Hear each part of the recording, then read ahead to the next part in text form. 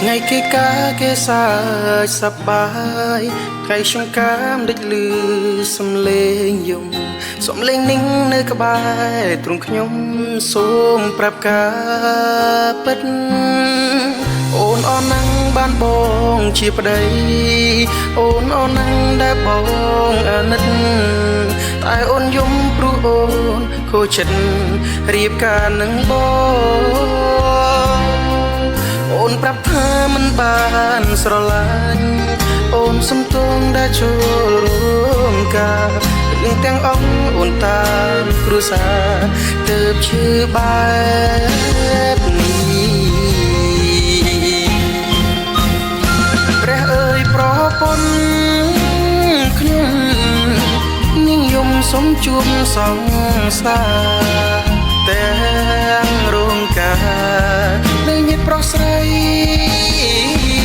ព្រះអើយប្រពន្ធអូនធ្វើនេះដូចសមឡាប់ដីអំបោះក្រហមទុកមកចងដៃមិនតន់ស្រាយផងអូនទៅចង់ទៅរកសង្សារទឹកនេត្រាទុកបងណែយំឈ្មោះជាប្តីមិនអា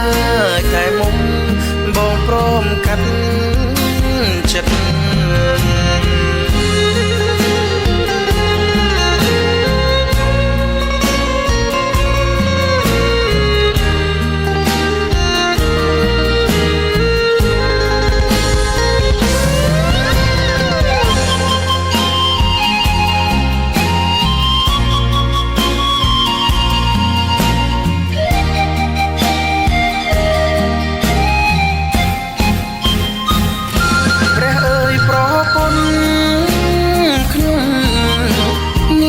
សុំជួបសង្សារទាំងរោងការនៅញាតិប្រុសស្រី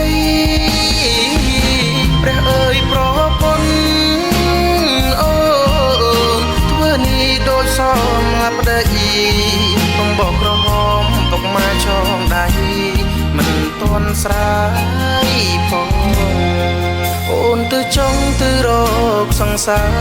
រទឹកនេត្រាទុកបងណែយំឈ្មោះជាប្តីមិនអាចតែមុំបងព្រមកាត់ចិត្ត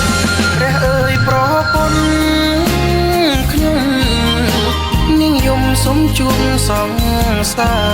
រទាំងរោងការនៅញាតិប្រុសស្រីព្រះអើយប្រពន្ធអូនធ្វើនេះដូចសមឡាប់ដីអំបោះក្រហមទុកមកចងដៃមិនតន់ស្រាយផងឈ្មោះបងជាប្តីមិនអាចថែមុំបងព្រមកាត់ចិត្ត